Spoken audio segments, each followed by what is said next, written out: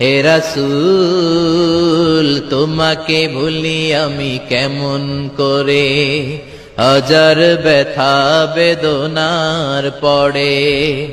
ফিরে আসনি তুমি আপন ঘরে, দিনের আলো তুমি ছড়িয়ে দিতে। চলে গেলে মদিনায় মক্কা ছেড়ে। হে রাসূল তোমাকে ভুলি আমি কেমন করে, হে রাসূল তোমাকে ভুলি আমি কেমন করে।